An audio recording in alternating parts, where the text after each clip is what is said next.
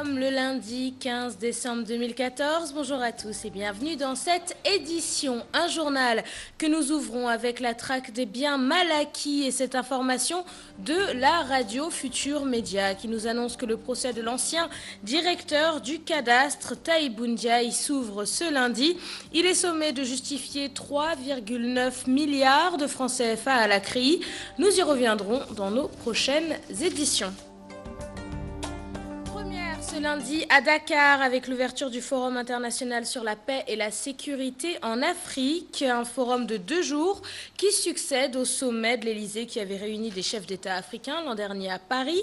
Un des chefs d'État et des chefs d'État, il y en aura ce lundi, comme le président malien Ibrahim Boubacar Keïta, le président mauritanien Abdelaziz ou encore le président tchadien Idriss Déby.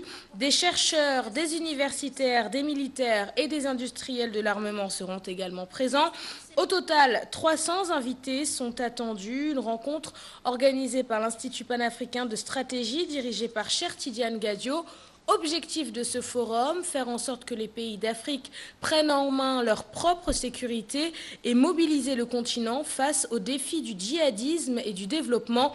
C'est notre Premier ministre, Mohamed Ben Abdallah Dionne, qui préside ce forum en ce moment même au King Fahd Palace. Autre démarrage ce lundi, celui des travaux de réhabilitation de l'axe Fatick-Kaolack, des travaux qui vont durer 14 mois sur l'étendue de 42 km. Chauffeurs et usagers saluent cette mesure. C'est un reportage signé Mbaké Amar et Tierno Laurent Mendy. Gare des Beaux Maraîchers, des chauffeurs en train de palabrer, ces derniers qui ont l'habitude d'emprunter la route Kaolack-Fatick évoquent un calvaire plusieurs fois enduré. La route est très pénible entre Fatick et Kaolack. Il est noté des voitures qui font des tonneaux et d'autres qui ne tiennent plus le coup au bout d'un an. Par exemple,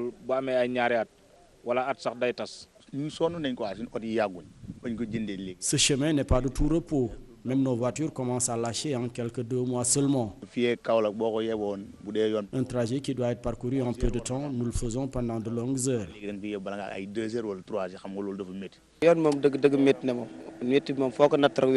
Ce trajet est très fatigant. Nous souhaitons sa réhabilitation le plus tôt possible.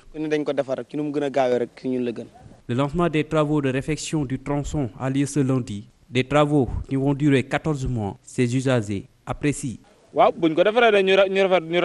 Nous souhaitons vivement la reconstruction de cette route, nous qui sommes du Saloum. La durée des travaux importe peu. Ce qui est important, c'est la qualité des travaux.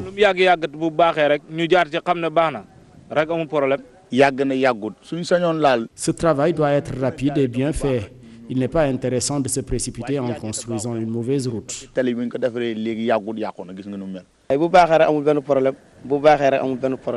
Une réhabilitation qui doit être faite par l'entreprise Jean Lefebvre Sénégal, qui l'avait construit, et ce sur une distance de 42 km. Reprise des coupures intempestives d'électricité dans de nombreux quartiers de la capitale. C'est le cas à Dakar Plateau et à la Médina où les habitants sont privés d'électricité depuis plus de 24 heures. À l'origine de cette situation, un incendie au niveau de la centrale de Bel Air où plusieurs câbles ont été endommagés après avoir pris feu. Des coupures d'électricité, nous passons aux factures, des notes que les consommateurs trouvent trop chères, surtout en cette période de froid où certains appareils sont rarement utilisés. Pour de nombreux Sénégalais, la Sénélec se base sur des estimations pour calculer la consommation de ses clients. Fatou Kinedem et Diafaraba, reportage. Le froid s'installe petit à petit, la consommation en électricité est souvent réduite. Beaucoup utilisent peu leurs appareils électroménagers. Pendant la période du froid, on coupe les ventilos, ça ne marche pas. Le frigo, on met ça la nuit, le jour on éteint ça. Franchement parlant, j'éteins mon réfrigérateur. Le ventilateur, je ne l'utilise même pas. On est obligé de regarder la télévision pour éviter la solitude. Doit-on dans ce cas s'attendre à une réduction de la facture d'électricité? Pour ces consommateurs, inutile de rêver, la facturation ne bougera pas d'un iota. C'est sûr que la facture ne connaîtra pas une baisse. Au contraire, on se retrouve avec des factures d'électricité beaucoup plus chères encore. Que ce soit en période de chaleur ou de froid, nos factures restent les mêmes. Tout le monde en a marre. On doit nous aider les mères de famille. On ne peut plus économiser à cause des factures d'électricité. En revanche, d'autres estiment qu'il y aura une baisse, mais pas du tout conséquente. En période de froid, on doit vraiment sentir une réelle baisse dans la mesure où on diminue les appareils, mais tel n'est pas le cas. Si ça pouvait encore mieux. Bon, je ne sais pas, je ne comprends pas leur façon de facturer. Ces consommateurs de déplorer par ailleurs les termes trop techniques utilisés par la Sénélec pour justifier le montant des factures d'électricité.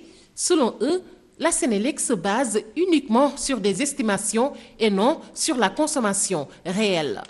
Nous passons à l'affaire ArcelorMittal et Petrotim après la sortie samedi du Premier ministre au cours de laquelle il s'est prononcé sur le différend qui oppose l'État du Sénégal à la société indienne et la polémique autour de la filiale Petrotim.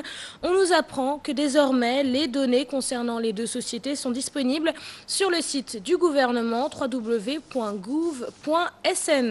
Et nous restons avec cette sortie du Premier ministre. Pour Amadou Diarra du PDS, Mohamed Abdallah Dionne n'a fourni aucune explication plausible et doit démissionner.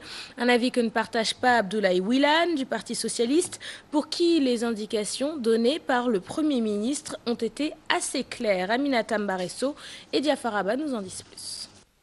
Le Premier ministre du Sénégal devant des médias pour apporter des explications sur les dossiers ArcelorMittal et Petrotim Sénégal, une sortie inattendue aux yeux de certains. Pourquoi, après la sortie du ministre de l'Économie et des Finances devant les députés, après la sortie du ministre de l'Énergie Aly Ngouille Ndiaye devant les députés, le Premier ministre a pris la volonté expresse, surtout le lendemain de l'appel du Khalif, lors de la cérémonie officielle du Magal, c'est le premier homme public à verser dans la polémique. Je voudrais, au nom des valeurs et des principes de démocratie, de transparence et de redevabilité, féliciter, encourager M. le Premier ministre, que je surnomme désormais M. Capitaine Courage. Il a fait montre de précision, de loyauté, mais surtout de respect vis-à-vis de l'opinion sénégalaise comme internationale. Dans les indications du Premier ministre, la répartition des 75 milliards de francs CFA issus du contrat signé avec ArcelorMittal. Ils ont négocié juste pour recevoir 75 milliards, mais ils n'ont pas donné aux députés 75 milliards dans un premier temps. Dans la loi des finances rectificatives, ils ont envoyé 40 milliards. Pourquoi cette fragmentation des 75 milliards reçus? Le montant aussi et le procédé renseignent sur la responsabilité qu'on peut imputer à Abdoulaye Wade et son régime. Autre pomme de discorde entre la mouvance présidentielle et l'opposition, les explications relatives au statut de la société Petrotim Sénégal. Le Premier ministre dit Petrotim Sénégal n'a rien à voir avec le contrat, c'est juste une succursale créée pour recevoir les courriers. Ça, ce n'est pas vrai. En lisant le texte, on voit dans l'objet de Petrotim Sénégal qu'ils ont la possibilité de faire la recherche et l'exploration du pétrole. Ce que le Premier ministre a dit et donné comme preuve, et les rendez-vous qu'il a donnés, à savoir le site de la primature ou les sites des sociétés incriminées ou convoquées dans cette affaire-là, sont des preuves suffisantes. Ce qui est loin de rassurer le maire de Pikine Nord qui en appelle à la démission du Premier ministre. Je voudrais que Mohamed Dionne, s'il ne peut pas répondre à cette précipitation-là, dont il a fait montre devant les Sénégalais, pour nous dire exactement ce qui est derrière, il n'a qu'à démissionner. Après plusieurs interpellations pour faire la lumière sur l'affaire ArcelorMittal et Petrotim Sénégal, le gouvernement du Sénégal sort de sa réserve pour apporter des réponses, une sortie loin de clore le débat. L'accès à l'eau potable est devenu une réalité dans une quinzaine de villages de la commune de Léona, et cela grâce à une coopération entre la province de Namur et la région de Louga. Un soulagement pour les populations du village de Dao qui en sont bénéficiaires, mais ces derniers sont confrontés à beaucoup d'autres difficultés comme l'enclavement de la zone et le manque de financement pour les femmes. C'est une correspondance signée Tiernofal. Grâce à la coopération entre la région de Louga et celle de Namur en Belgique, plus de 2000 personnes situées dans une quinzaine de villages dans la commune de Léona ont aujourd'hui accès à l'eau potable. Ces importantes réalisations dans le domaine de l'hydraulique ont certes réglé un point important dans la vie quotidienne des populations bénéficiaires, mais néanmoins ces dernières rencontrent d'autres difficultés.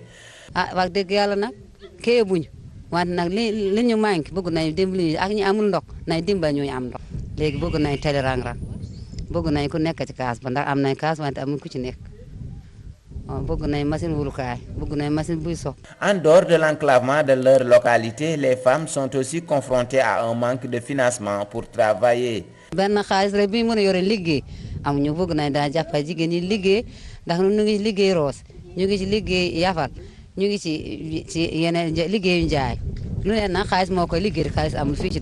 Cette collaboration avec la province de Namur permet à la municipalité de Léona d'encaisser chaque année une enveloppe d'environ près de 100 millions de francs CFA. Une chance que le maire de la localité va certainement saisir pour satisfaire à la demande de sa population.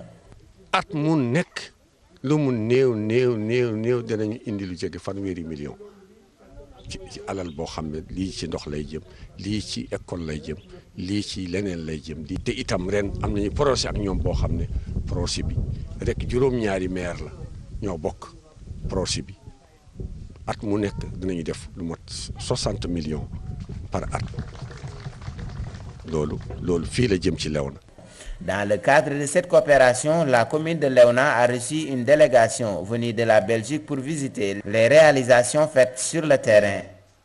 Clôture du premier sommet mondial des écovillages de Dakar. Plusieurs résolutions ont été retenues, notamment le renforcement des relations de paix et de solidarité. Les participants ont par la même occasion investi le ministre conseiller Youssou N'Dour comme ambassadeur de bonne volonté et demandent par là l'appui de l'État pour l'ouverture d'un siège des écovillages du monde au Sénégal. Compte rendu de cette clôture avec Lamine Diédiou et Diafar Abba. Démarrage ce lundi des travaux de réhabilitation de l'axe Fatick-Kaolack, des travaux qui vont durer 14 mois sur l'étendue de 42 km. Chauffeurs et usagers saluent cette mesure. Gare des Beaux Maraîchers, des chauffeurs en train de palabrer, ces derniers qui ont l'habitude d'emprunter la route Kaolack-Fatick évoquent un calvaire plusieurs fois. Et alors, comme vous pouvez le constater, le reportage n'était pas le bon. Nous vous prions de nous excuser. Voilà. En tout cas, c'est la fin de cette édition. Merci de l'avoir suivi. Je vous souhaite un excellent début de semaine et une très bonne suite des programmes sur notre antenne. Au revoir.